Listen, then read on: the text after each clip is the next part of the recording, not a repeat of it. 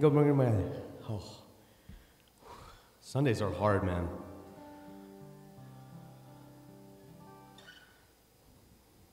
I was talking to Uncle Ron. What was it? Last week Saturday, and then we spent some time Wednesday over there. Go ahead, Tonka. Sorry. Go ahead. Press that. And I said, he said he's retired. I said, that's my dream. Retirement. I'm just getting started, but I'm ready to retire. All right, let's stand up and sing page 66, guys, at Calvary.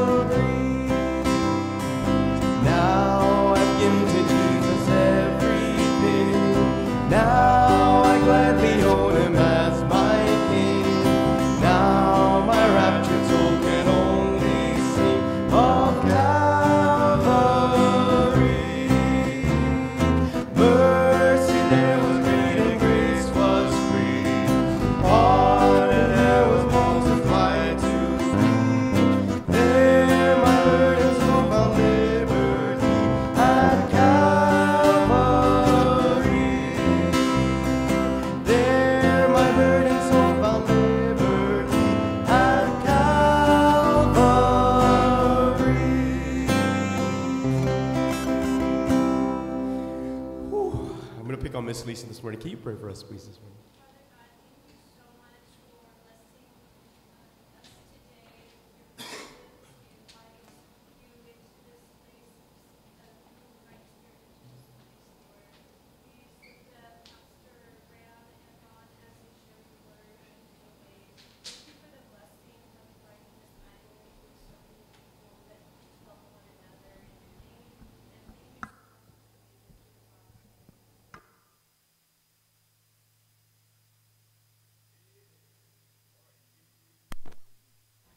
You may be seated. I was sitting down, like I said, the other day with Uncle Ron and Auntie Monk, and we were just talking story about life, and I gotta stop doing that because right now, last time we went there, Lulu and I, we sat down, and probably for 2 or 3 hours, him and Lulu were talking about, Lulu loves traveling. So they were talking about destinations of honeymoons and where we can go, and she's starting to get ideas, and she's getting excited now, and he's giving her ideas. He said, oh, you got to try this place, and you got to go that place. And by the time it's all said and done, we're going to take a 80-day trip around the world. And anything short of that, disappointment, huh? But Uncle Ron's been many places, done a lot of things, very experienced. And a thought came to me last year. I said, we have some very skilled and wonderful individuals here at the church. Talented, and I want to tap into their minds and their abilities and their love for the Lord. And so I stepped away from Bible studies, the adults' Bible studies. Auntie Laura, I'm gonna take them in a second, the little kids. But I wanted to tap into their minds, and I wanted you to have the opportunity to listen and to learn as well, and to grow. And Uncle Ron and Auntie Monk, when we sing the song "Mansion Over the Hilltop," I think of their house. But they did not wake up one day and say, "Oh wow, we got this beautiful house." He talked about, when we were sitting at his house, the sacrifices that they went through in order to be able to be where they are and become successful, quote unquote. And this is the reason why. It's not because they've become successful, quote unquote, in the world's eyes, is why I've asked him to speak. The reason why I love Uncle Mingo, Uncle Boy, Uncle Ron, and these great men and women of God, their wives, is because Uncle Ron said that when Christmas would come along, he wouldn't buy them gifts.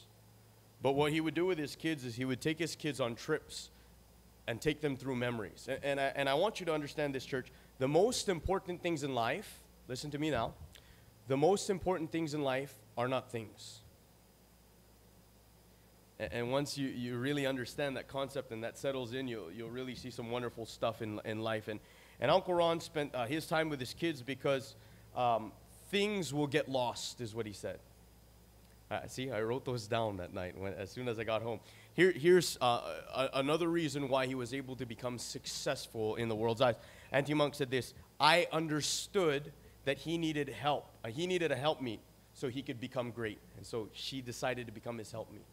And the reason why the relationship has thrived throughout the years is because this is what Auntie Monk said. She says, I wake up every morning, and after 43 years of marriage, Uncle Ron still makes Auntie Monk laugh. And they have fun in life. And the reason I've asked him to speak is not just to give you and to impart wisdom and to impart understanding and to impart knowledge. The reason I've asked him to speak and the reason they're a part of our church and we have kindred hearts is because of his heart. Like, you see his heart in these quotes, and you see Auntie Monk's heart. They want to see the people of Molokai thrive. Their goal and their opportunity is not to come here and try to just spend money or to enforce people to do things their way. They want to see people hit another level and to grow spiritually. And that's why I came, just to be honest with you. So Uncle Ron, without further ado, I want you to come up if you would. Just tell everyone a little bit about yourself, and then go ahead and start on your lesson. You got 30 minutes from now, so about 10:25.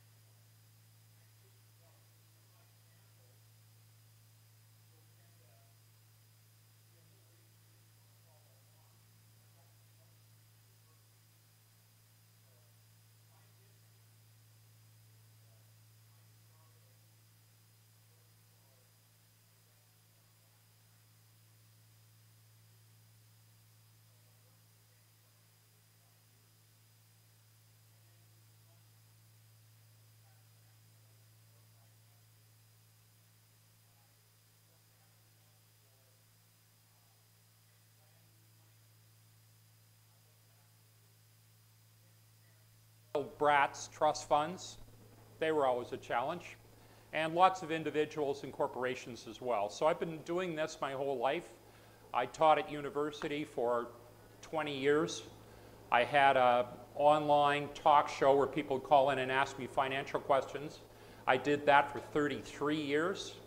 So, the reason we were able to travel so much is that I got hooked up with a guy that put me on a cruise ship once a year, and we traveled all over the world. So we've been to almost 100 countries, and I go talk on the cruise ship and go along for free. So my wife and I had a great life.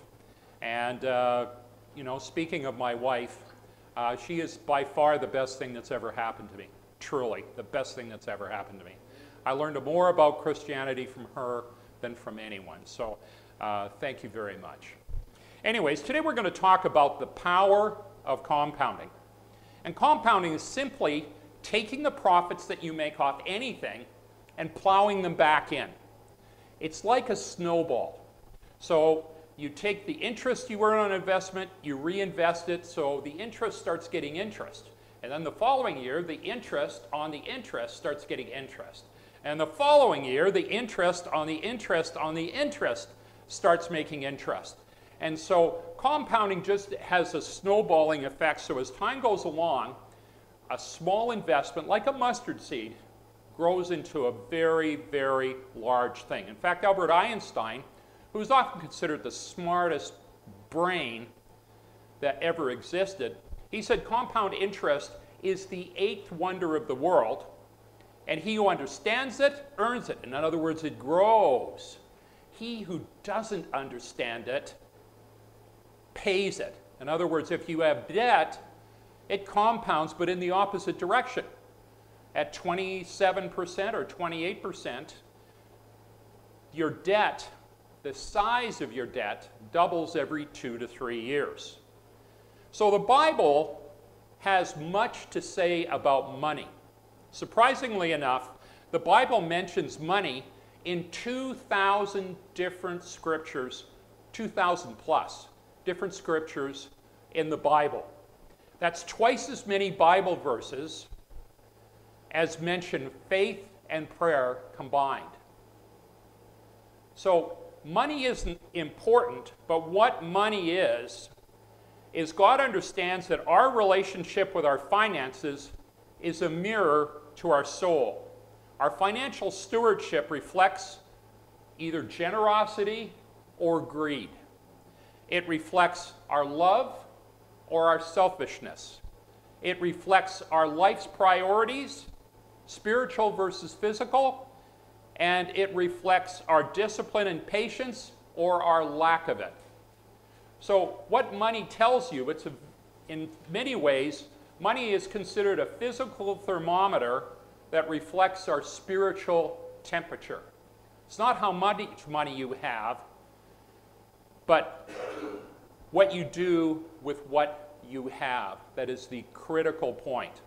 And God invented compounding. In fact, if God was anything, God would be a growth junkie. God looks down and loves to see growth. In Matthew 14:13, you have the classic story of Jesus feeding the 5,000 with 5 loaves and 5 fishes. If there was ever a story about compounding, this is it. The initial investment in 5 loaves and 5 fishes grew 1,000 times. Now, that's a great return on investment. God loves to see our growth and development and uses compounding as a physical example. If you go to Mark 4, verse 8, the King James Version, and I have the scripture written out here for you, and other fell on good ground, and this is referring to seed, and did yield fruit that sprang up and increased, and brought forth some 30, some 60, and some 100. God gets very excited when he sees this little baby that was brought into the earth and sees that this baby is growing 30, 60, 100-fold. That gets him very excited when he looks down and sees you helping other people or serving his church. He's looking down and saying, that's my boy, that's my girl. And God loves to see individual growth. He loves to see you becoming more like him every day. Compounding also pictures God's generosity. Now in Luke 19:11, and we don't have enough time to go there, but it discusses the parable of the pounds. And of course, each one of the 10 servants got 1 pound. And when he came back, and this pound is actually in Greek times, it was what is a minas, which was a silver coin. And a minas was actually had about $1,800 worth of, was worth about $1,800 today. So he gave each one of them about 1,800 bucks to see what they could do with it.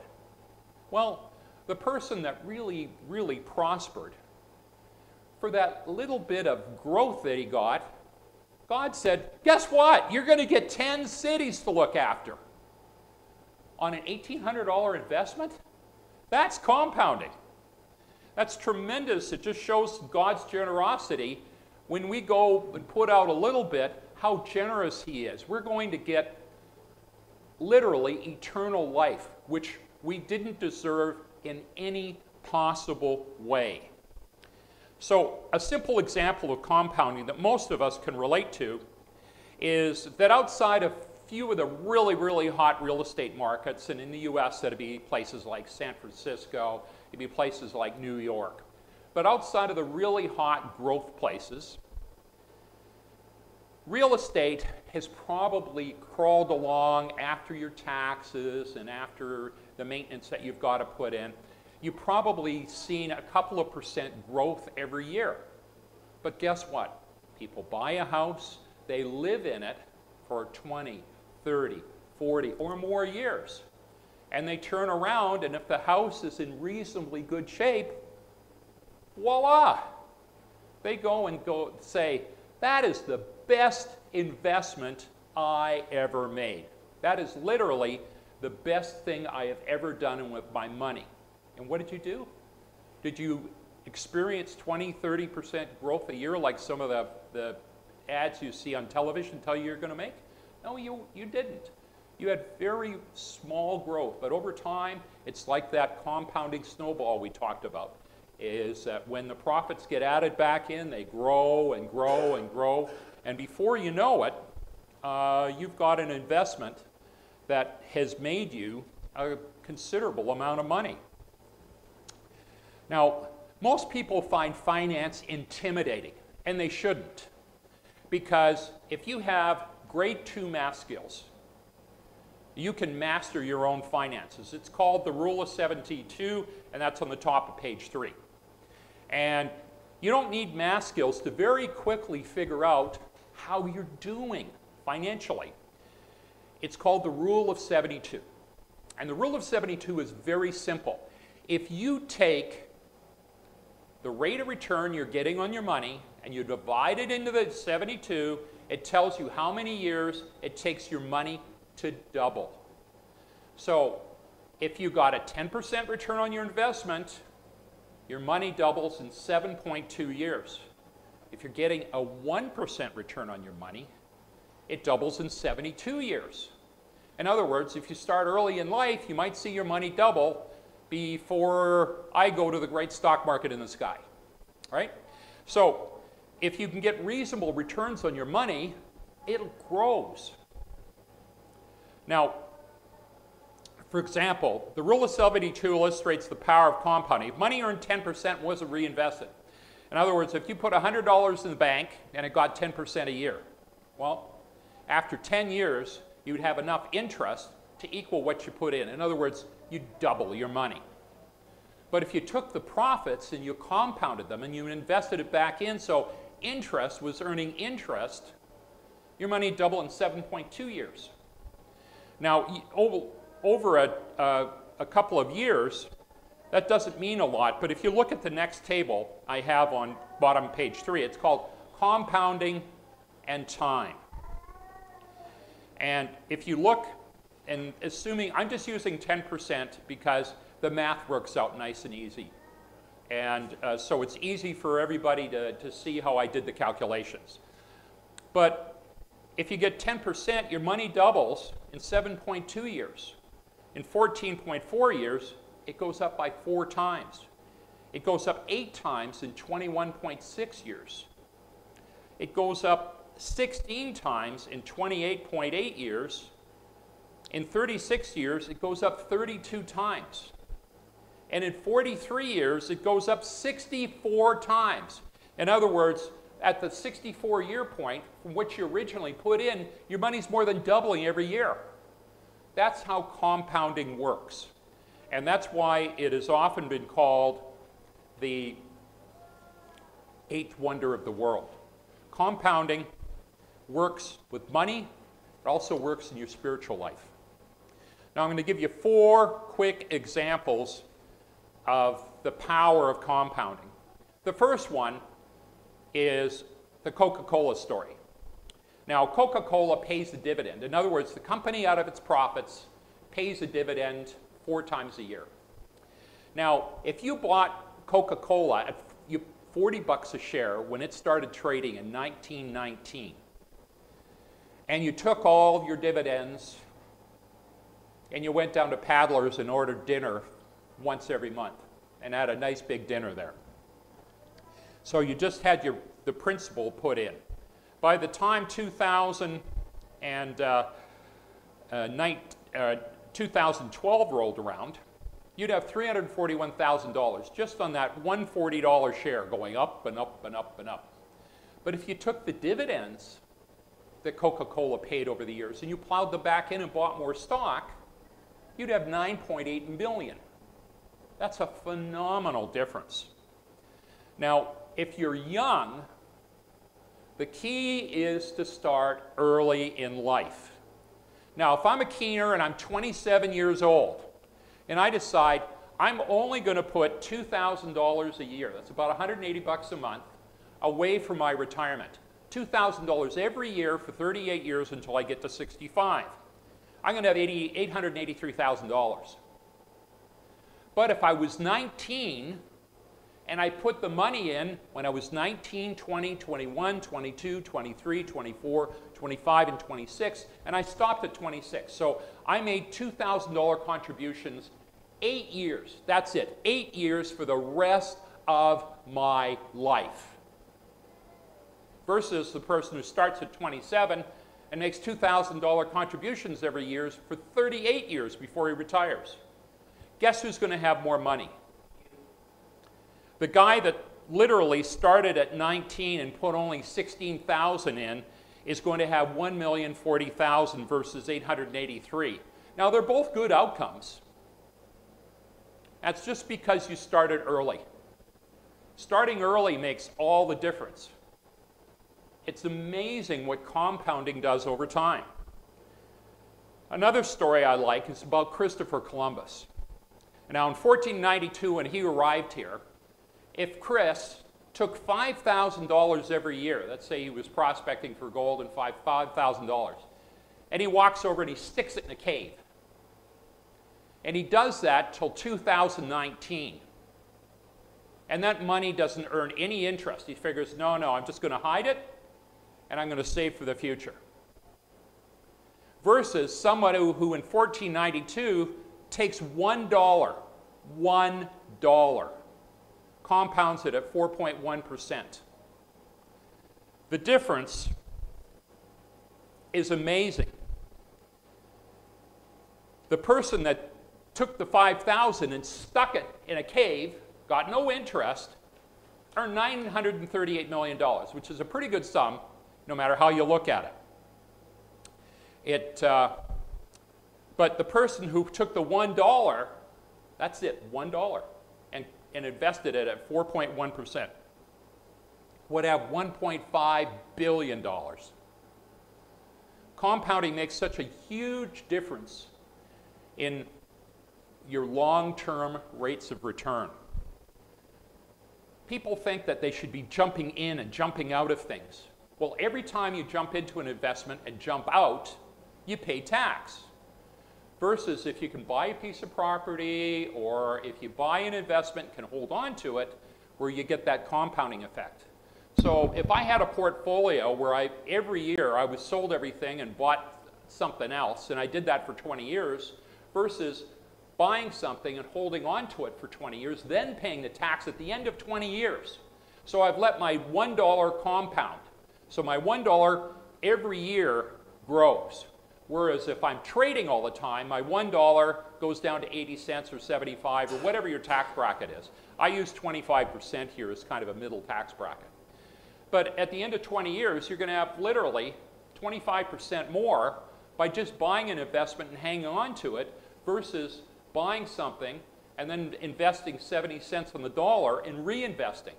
So buying and holding is a very, very good way to invest. Now let's talk about some more practical stuff. Simple ways that you can compound your money. I remember one year, my wife and I, we went to an island in the Caribbean called Anguilla. And Anguilla reminds me a lot of Molokai. Nobody locks their car doors. In the hotel rooms, there was no locks on the door. And I arrived there the first day, and I'm going to go, well, where do I put my passport? Where do I put my wallet? And the lady looks at me like I was from another planet and goes, well, nobody steals stuff here. You just put it in the drawer. So I put it in the drawer, and guess what? After 2 weeks, it was still there. But what I really liked about Anguilla is because it was in a warmer climate, just watching the people. I'd never, ever been to a place before where they had such a savings mentality. On Fridays, typically in Anguilla, that's when everybody got paid. None of this once-a-month stuff. They got paid every Friday. On Friday, they'd go down to the hardware store, and they would buy cement, they would buy cinder block, they would buy wood, they would buy nails, they would buy plumbing supply, and with their extra profits, you could see them walking home with lumber over their shoulder, or tubes of PVC pipe, or typically the houses there, because of the number of hurricanes, a lot of them were built out of cinder block, and the roofs were steel. And then on top of that, they would put, they'd have all kinds of different roofing, ceramic roofing, tile, all kinds of things, ceramic tile. But the people, every Friday, they'd go down to the hardware store at any extra money they had, and they'd buy whatever they could buy that week, a bag of cement, a couple of fixtures, and they'd go home and they'd install this stuff. So as you drove around the island, you saw hundreds and hundreds and hundreds of homes in various stages of construction. And even after a week or two, you'd see that, well, yeah, there's another layer of cinder block that put on, or maybe a bit of paint was put on. But that's how they built their homes. I talked to the banker there, and I asked him, I said, how's your loan business here? He said, lousy. He said, people don't take out loans for their homes. They build them for cash, whatever they can afford that week. That goes home in the back of their truck, or they carry it home, and they build it right there. So you see properties where there's one house, and of course the family moves in, and then they build another house on the property with the two incomes, or they build a second story. You see all these houses that had one story, and there was steel rods sticking out the roof because you knew they were going to build another one. But they're, again, just compounding a little bit at a time. And I know for my boys, in British Columbia, where we live, real estate is pretty high. So I've told them, do it a little bit at a time. Buy yourself a tiny home, one of these 400 square foot homes on wheels. If you watch reality TV, you see these homes all the time. I said, buy a tiny home for $40,000 or $45,000, pay it off. They're really nice. Once you've got it paid off, then buy yourself a piece of property. Pay that off. Then take your tiny home, once you bought the property, move it on the property. Hook up the utility to your 400 or 500 square foot tiny home, then build yourself a garage. Once you finish building the garage, then rent out the tiny home. You could always move into the garage, build the house. When we started, well, we started with one renter, then we got two renters, and then finally when we had, our kids kind of came all of a sudden. Within 20 months, we went from 0 to 4.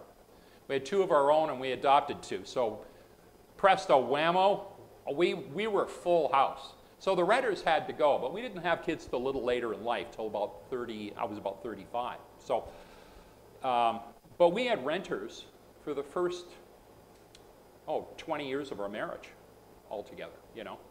And or 15 years of our marriage anyway. So, you know, you can start by buying a property and getting some cash flow, and you can use the cash flow to add to the house, you know. You can use it to add renovations. You can use it to do a lot of things. So there's just a good example of how compounding works by starting a little bit at a time and growing. In a place like Canada on the West Coast, with real estate expensive, it's, you know, a house in Vancouver that's a knockdown, will be a knockdown here, is $1 million. They're expensive. They're ridiculous. So you move out of the expensive area to a less expensive area, and you just start a little bit at a time. You bite off a property or a small house, then build a garage, then buy a property, and then put a bigger house on it, then move out, get some renters, and that's how you get going. So the second way to compound your growth is to get a skill or education. The extra income earned over a lifetime will pay back the initial expense many times over. Now the problem is not so much, if you look around, you say, well, yeah, maybe I don't need that many skills. But look around you. China, 1.4 billion people. India, 1.4 billion people. Most of those people have lower skill sets. They're competing for your job. I just watched, if you get a chance, Google Boston Scientific. They've got 4 robots. And these robots were doing the twist, and these robots were dancing, these robots were jumping up and down. They had a dog that was running around the room. Robots are at the point where over the next 10 or 15 years, low-skilled jobs like soldering 2 paper clips together, they're not going to exist anymore. They got machines that can do that kind of stuff. If you don't have the skills, it's going to be very, very tough on you if you're a younger person. Where you're an old geezer like me, it doesn't matter anymore because I've been there, I've done my thing, and I retired. And I basically, for my whole life, I was in school. I took courses every year. I always had my face in a book for 40 years. And that's the only way I could survive in my profession. If you got outdated, you were out the door very quickly. And usually someone didn't even come to the office until you were out the door. You got an email. Please pack your stuff out. Personnel will be around in an hour to escort you out of the building. And that's the way it was. So get a skill or an education. Buy stocks, exchange-traded funds, or mutual funds, and go on dividend reinvestment plan. In other words, the income they pay, plow it back in. So let that interest earn on interest. If you're buying certificates of deposit, compound them. And especially if they're in places like 401k plans where the interest, there's no tax on it until you take it out. Buy stocks, real estate, or precious metals that can be owned for long periods of time without having to trade them. Every time I sell, I'm paying tax to the government, whether you like them or not. And the longer you can compound 100-cent dollars, the more money you're going to make. Buy investments where any kind that pay any kind of income, hide that if you can in your 401k plan. That makes a lot of sense. And finally, use life insurance. That has the ability to compound tax-free and is generally free from taxes if paid out as a death benefit. So I have life insurance. Why? Well, I have life insurance that when I pass away, there's a good chunk that is going to be there for my kids to give them a head start. And it grows tax-free in there. So, I mean, there's some policies that, that really are excellent at, the policy I have guarantees it'll earn a minimum of 4%. A minimum of 4%. I can't do any worse than that. If markets do better, it does better. but I get a minimum return while it's invested there at 4% growing tax-free, which isn't too bad. So there's lots of ways that you can compound, and God is the author of compounding. He's the biggest compound junkie you can growth junkie you can possibly imagine. So in your own financial affairs, if you use compounding, it is the eighth wonder of the world. It is really how you're going to get ahead financially. Okay, thanks very much.